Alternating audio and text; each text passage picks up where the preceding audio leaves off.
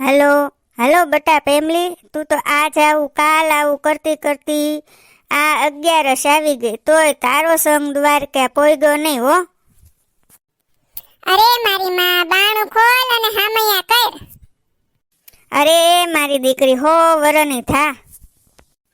હાલો ઝટ પેમલીના બાપા ઊભા થાવ. અરે પણ એમાં આટલી બધી અરકપદુડી શું થાશો?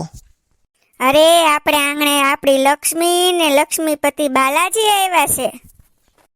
એમાં નવી નવાઈની શું વાત છે? એ તો અઠવાડિયે અઠવાડિયે અહીં ઊભા હોય. ઈ તમને નહીં સમજાય. પાડા પાસે ને ભેંસ પાસે પુરાણ વાંચવું નકામું છે. આ જો આવી ગયા, લ્યો પેમલીન જમાય બે. આય વાય મારી દીકરી આય. હાય મમ, કેમ છે? અરે મારી દીકરી હો વરની થાન, તારા ભૈરા ભોગવ. હા હરિયામાં ટકવા દે તો એના ભૈરા ભોગવે ને. જય શ્રી કૃષ્ણ મમ્મી. જય શ્રી કૃષ્ણ બટા, બેહો બેહો. હાય ડેડ, તમે મજામાં છો? બેટા, હજી તારું 2 દી પહેલા જ તે 10મા ધોરણનું રિઝલ્ટ મારા હાથમાં આવ્યું હતું. તું હારે લેતી ગઈ હોત તો? પણ મારી છોકરીને મેણા હું કામ મારો છો? અરે મેણા કોણ મારે છે? એને હું યાદ દેવડાવું છું. હું યાદ દેવડાવો છો? 10મા ધોરણમાં એને અંગ્રેજીમાં 12 માર્ક આવ્યા હતા ને આ ઘરમાં આવી ત્યારને હાય મોમ, હાય ડેડ, ભાડમાં ગયો ડેડ. અરે કમસે કમ મા બાપને સમજાય એવી ભાષા નથી બોલી એકાતી? Sorry dead. હજી પાછી? અરે તાર બાપાને એમ કે હશે બાપા હશે. એ હશે બાપા હશે. હવે કાંઈક ટાઢો શેવડો પડ્યો, સાઈઝ ટાઢી પીધી હોય ને એમ. પેમલીની બા, આ મહેમાનને કંઈક પાણી બાણીનું તો પૂછો. અરે પણ મહેમાન કંઈક બોલે તો પૂછું ને. મહેમાન થોડા કે અમારે લાડવા ખાવા છે. એ તો આપણે બનાવીને થાળીમાં પીરસવું પડે. બાપુજી, પેમલા કઈ હવે થોડા મહેમાન છે. તે જમાઈ દીકરાને મહેમાન ન કહેવાય તો બીજું શું કહેવાય? બા, મારા બાપુજીને વાતની કઈ ખબર જ નથી. શેની વાત?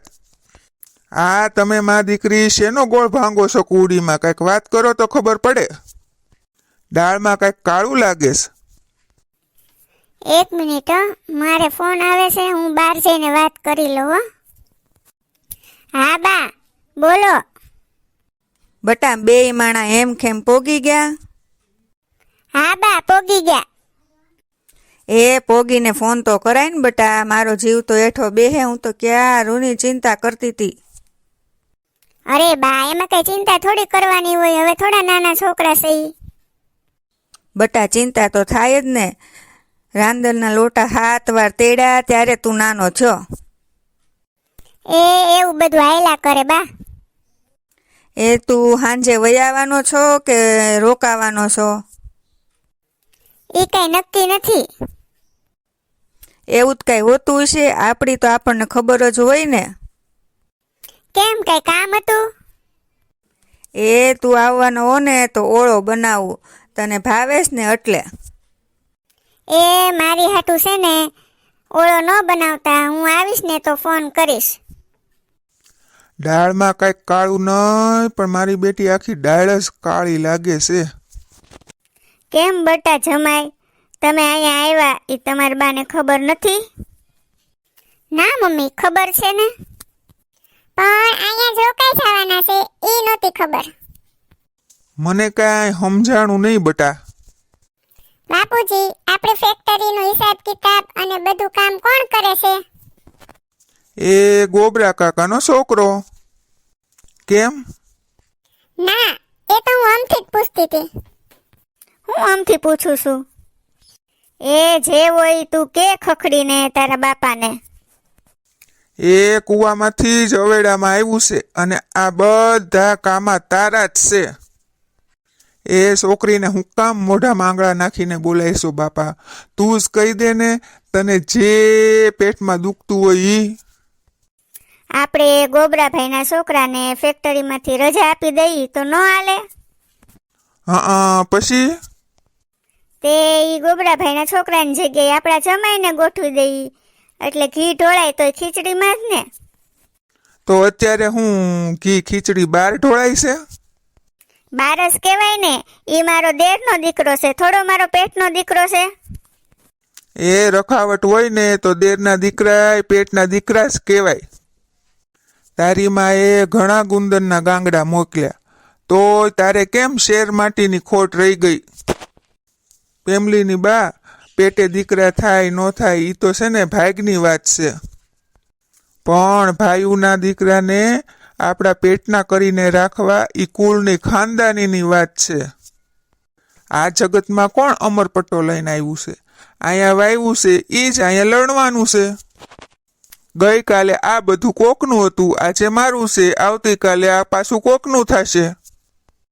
અને હા પેમલીની બા, સંપત્તિ ઉપર પેલો અધિકાર જમાઈ કે ભાણેજનો નથી, પણ કુટુંબના દીકરાનો છે. અને જેણે ભાઈઓના દીકરાને પોતાના કરીને રાખ્યા છે ને એને વાંઝ્યા ન કહેવાય. એટલે જ હું છાતી ઠોકીને કહું છું કે મારે ભલે દીકરો નથી, પણ હું નિર્વસ્ય નથી.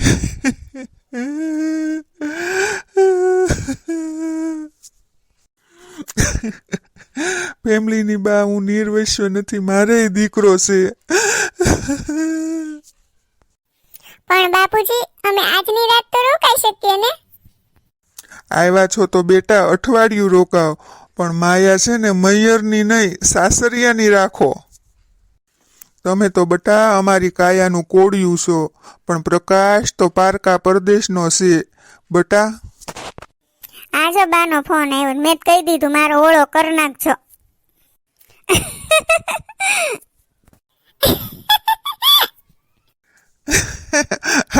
સાચી વાત છે.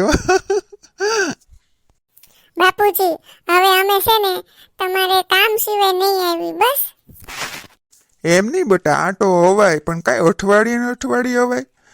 હવાય કંઈક કામકાજ હોય, કંઈક મહિનો થઈ ગયો હોય, 2 મહિના થયા હોય ત્યારે હવાય. તમે આમ 2 દિવસ 4 દિવસ ધોઈડા આવો ને બટા, એ ન સારું લાગે. તમારે સાસરીમાં ધ્યાન દેવું જોવે. અહીંયા તો અમે અમારું કરી જ લઈએ બટા.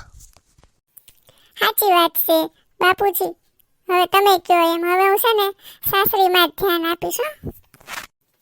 હાલો તો બાપુજી, અમે જઈએ હો. હવે મૈયરમાં મનડું નથી લાગતું.